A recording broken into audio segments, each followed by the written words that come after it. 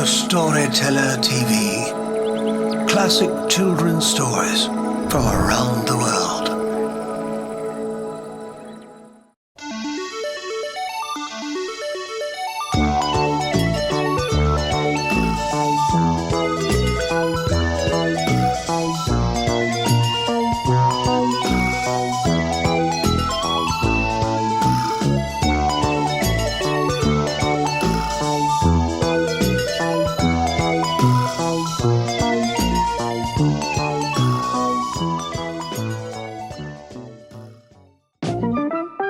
Boffy and the Teacher Eater.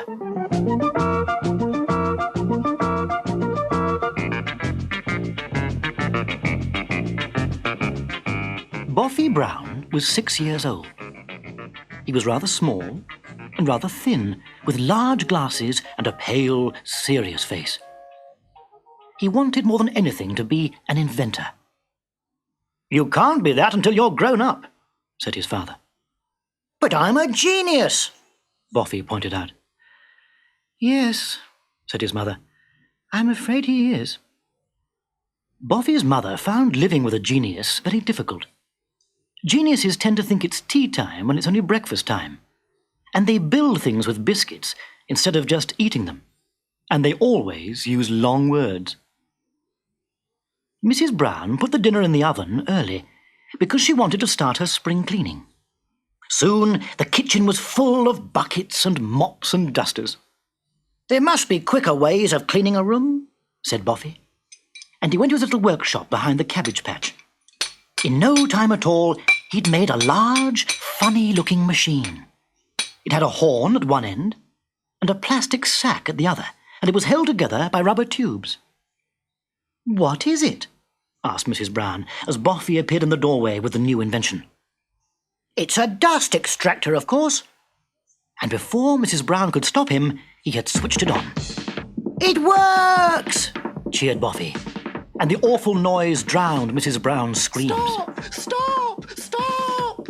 Brooms and mops rattled up into the dust extractor. A jar of marmalade flew off the table, followed by cups, saucers, and then the tablecloth. Boffy was delighted because not all his inventions worked. It moved nearer to the cooker. Lids flew off the pans, and out popped the potatoes and the runner beans. They slithered down the tubes of the dust extractor and took the boiling water with them. Last of all, the oven door swung open, and out shot the roast pork.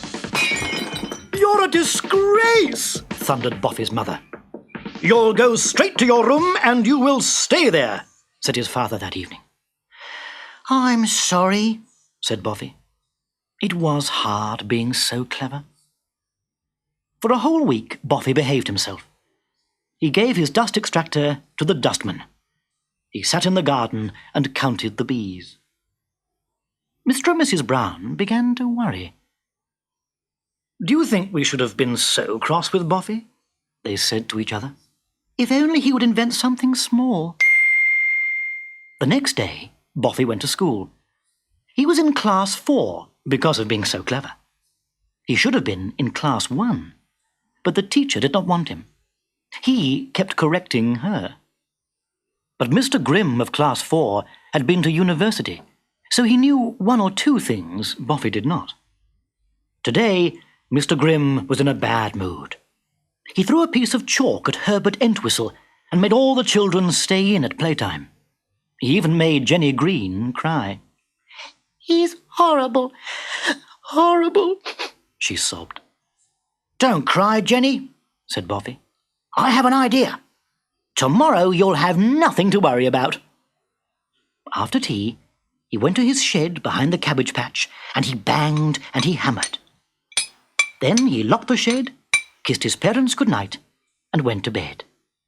His small head was quite worn out. Next morning, Boffy took his new invention with him to school. "Ooh, what's that?" asked the children, gathering round. "It's a teacher eater," explained Boffy. The teacher eater was very large. It was a sort of cross between a robot and a dragon. It was made mostly of tin, And on its enormous face, Boffy had painted a big smile, because he did not want to frighten Jenny. Oh, he's super, Boffy, she said. Boffy kept the teacher eater hidden under a pile of coats until after playtime. Then he wheeled it out into Class 1. The teacher eater trundled across the floor and swallowed the infant's teacher. "Hooray!" cheered the children, and the noise brought the other teachers racing out of their rooms. They clapped their hands and shouted angrily.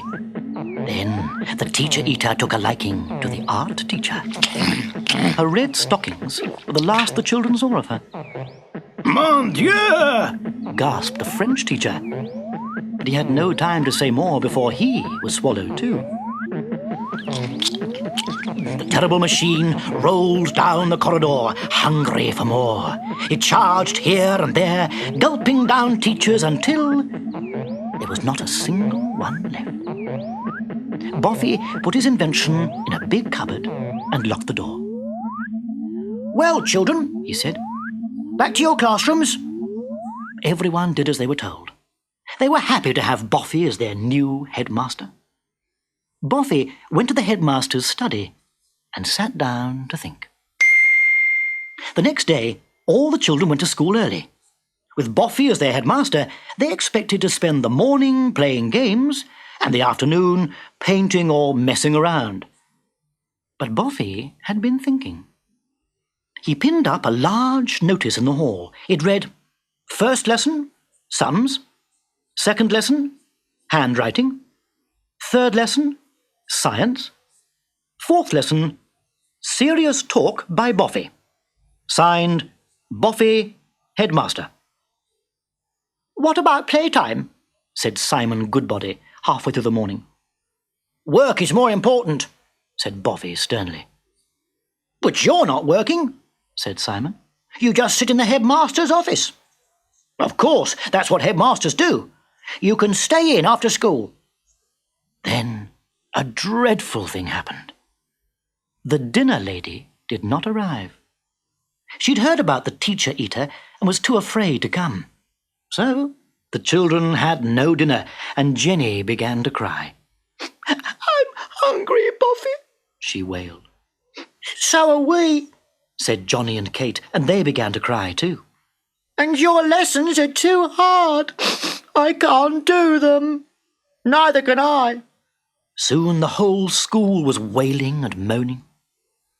"I wish our teacher was back," sniffed Jenny.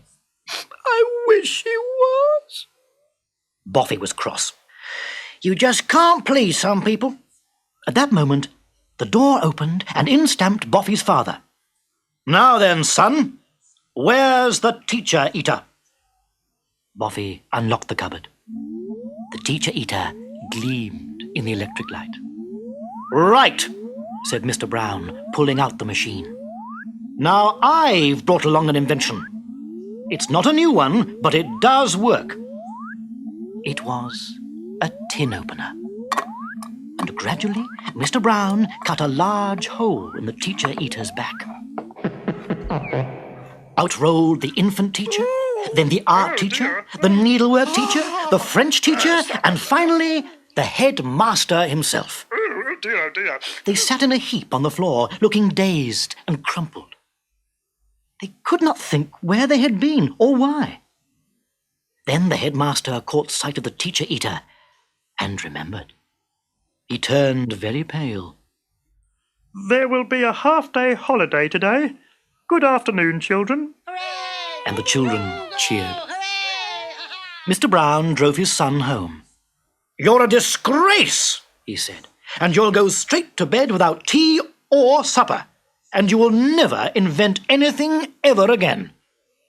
"Not until I'm grown up, anyway," said Boffy. Then Mr. Brown laughed very loudly, and Mrs. Brown laughed too. And they thought how lucky they were, after all, to have a genius in the family. And all the other mothers and fathers in the town thought how lucky they were that they did not.